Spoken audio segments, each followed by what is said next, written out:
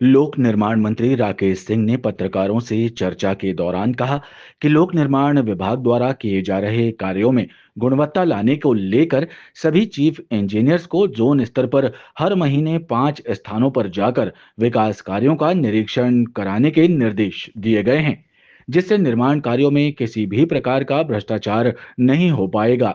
वहीं विगत दिनों एक सब इंजीनियर को सस्पेंड करने के साथ 2 ठेकेदारों को ब्लैक लिस्ट करने की भी कार्रवाई की गई है।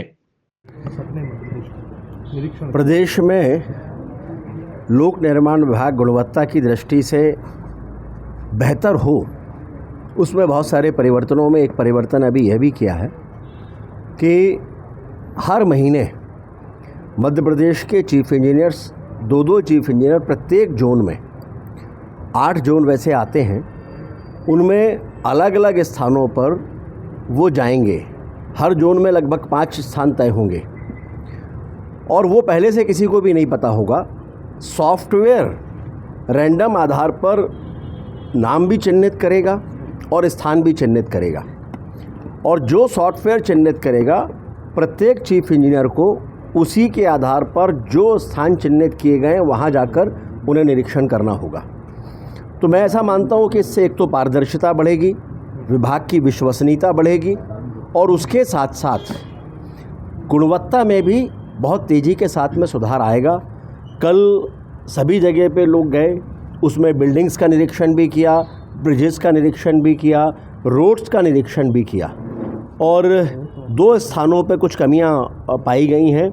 एक स्थान पर एक सब इंजीनियर को निलंबित करने की कार्रवाई भी शीघ्र ही हो जाएगी और 2 स्थानों पर ठेकेदारों को ब्लैक लिस्टेड किया जाएगा। और इसे गुणवत्ता के लिहाज से मध्य प्रदेश में कार्य बेहतर तरीके से हों और विभाग की छवि के साथ साथ गुणवत्ता भी सुधरे, ये माननीय मोहन यादव जी के नेतृत्व में भारतीय जनता पार्टी की सरकार की मंशा है। मंत्री राकेश सिंह के मुताबिक प्रदेश में पर्यटन की अपार संभावना होने के साथ प्रदेश सरकार उद्योग बढ़ाने को लेकर भी भोपाल में ग्लोबल बिजनेस मीट कराने जा रही है, जिसमें प्रधानमंत्री नरेंद्र मोदी मुख्य अतिथि के रूप में शामिल होंगे। प्रदेश में उद्योग बढ़ने से रोजगार के अवसर भी पैदा हो रहे हैं। साथ ही पर्यटन को लेकर भी जबलपुर को हब के रूप में विकसित किया जा रहा है, जिससे महाकौशल क्षेत्र का विकास तेजी के साथ होगा। मध्य प्रदेश में जहाँ जहाँ भी पर्यटन की संभावनाएं हैं, उन सभी जगह पर मध्य प्रदेश की सरकार काम कर रही है। जबलपुर मैं पहले से ही मानता आया हूँ 2004 से कि पर्यटन की असीम संभावनाएं यहाँ पर है, और इसीलिए डुमना नेचर रिजर्व मैंने प्रारंभ किया था। बरगी डैम में क्रूज़ भी इसीलिए लेकर आए थे, और उसके साथ साथ वहाँ पर जो रिसॉर्ट बना है और रीजनल टूरिस्ट ऑफिस भी जबलपुर में इसी दृष्टि से प्रारंभ किया गया था। जबलपुर, हम ये मानकर चलते हैं कि टूरिस्ट हब है।